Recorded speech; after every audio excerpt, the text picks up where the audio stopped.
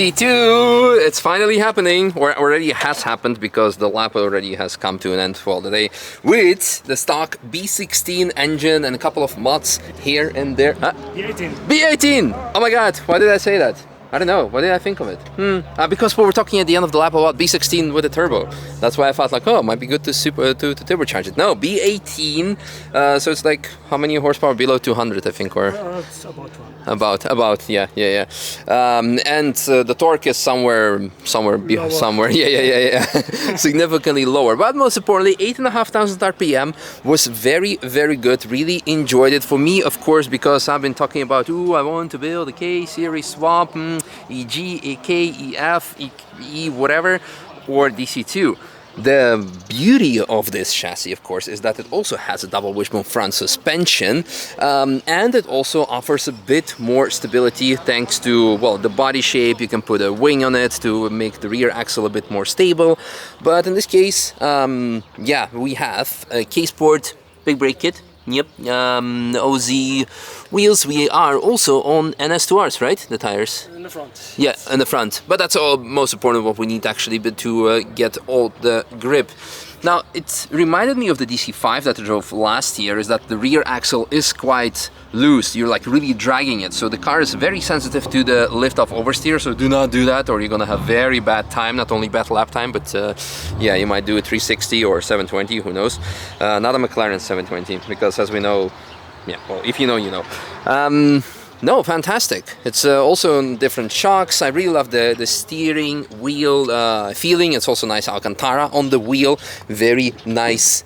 Yeah, very nice. Is the shifter like your own fabrication, like the extension, or is it like something? No, it's from my buddy from Sauertech in Switzerland. Okay. Yeah. And I liked it. It's close to the steering wheel. Very. Yeah, I loved it. Even short. Yeah, I loved it. It's so it has a short shifter. So Yes, nice. You can adjust the length. Yeah. Okay. Amazing. No, this was like very good. The pedal cam in this case we mounted to the cage, so we have a cage that's where we're also wearing a helmet. So you might see more of my hairy legs, but we had to be quick because the track was closed most of the day, and we just went. On the rears we have some Goodyears. Some Eagle F1. Oh, it's actually also quite good, especially for this car. For the street, they get faster warm. Yeah. Nice, for sure. Anything else that we have missed? Anything worth mentioning? Upgrades? You said the car has factory LSD, 25%. A bit of ECU tune. Okay. So it's got not the aggressive VTEC crossover. It's more. Yeah, it was quite nice. And the shift light. The shift light is good. So when you see the check engine, this is actually the shift light, and that's genius. No engine problem. No engine problem. No. Unless it's you. Almost 200,000 kilometers on the engine. But Really? Wow, that's actually very important. 486. Wow. Kilometers. That's actually very impressive. It's 90-100. Yeah. Reliable. Fantastic. Well, thank you very much one more time. It's been an absolute pleasure. I'm happy we can make it happen, because that was, for me, I think the only one left to drive in the recent times of this generation of Hondas, and yeah, it didn't make my life easier. It's still quite tough. Now it's DC2 or EG. Let me know in the comments. What do you want me to see build and send and crash, rebuild and everything, like, you know, like it always goes. So, but yeah, part of the experience. Anyway, enjoy the lap.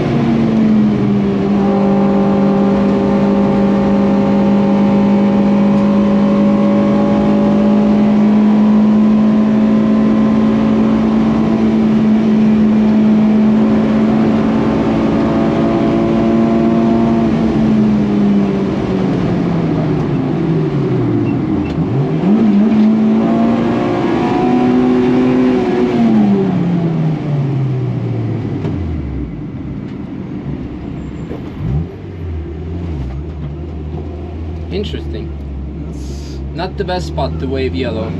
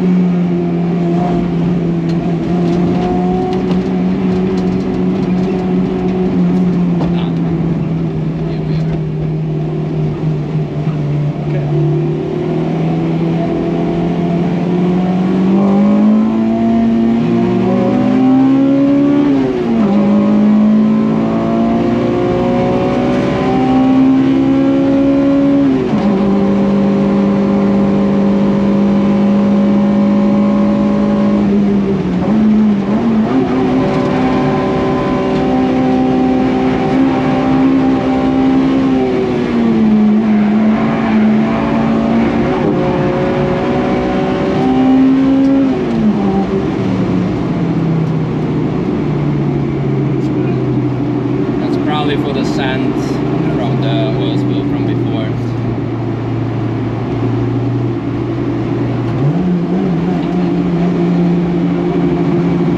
Yeah, because there is no yellow.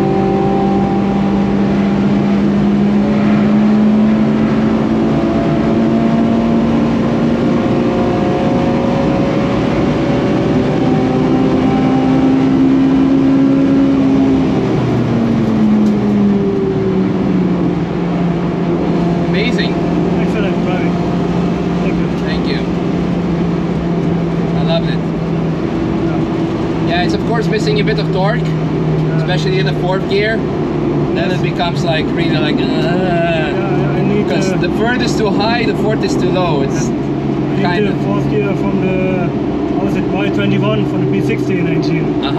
Fourth and fifth gear is shorter. Okay. That's a shorter final drive, but longer fourth and fifth gear. Okay. So, not ideal. Yeah, but for the rest, I loved it. Yes. Thank you. And the rear is a bit light.